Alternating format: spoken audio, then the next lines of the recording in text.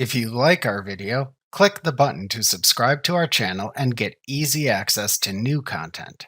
To see our full suite of ad-free video courses, instruction manuals, and quick reference guides, visit us at www.teachucomp.com.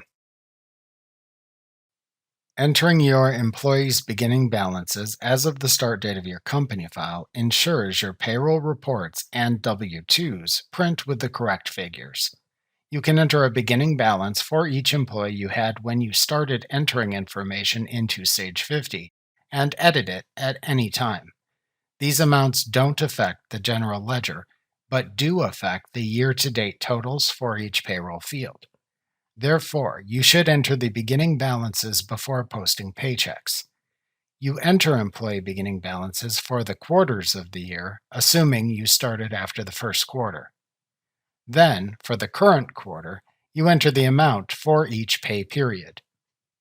To enter employee beginning balances in Sage 50 Accounting, select Maintain Employees Sales Reps from the menu bar to open the Maintain Employees and Sales Reps window.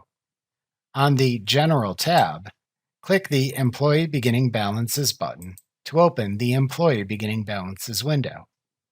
In this window, select an employee for whom to enter beginning balances from the Employee ID dropdown. Then, in the Dates row, enter the date reflecting the pay period ending date, the quarter ending date, or the year ending date as needed.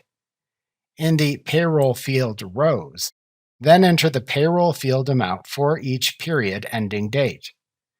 Enter deductions as negative amounts. The Total field shows the year-to-date total for the employee's payroll field. The Net Check row at the bottom of the window shows the net pay for the pay period and is calculated automatically. To save the information when done, click the Save button. Remember to click the subscribe button to see more of our videos. See our full suite of courses, instruction manuals, and quick reference guides at www.teachucomp.com.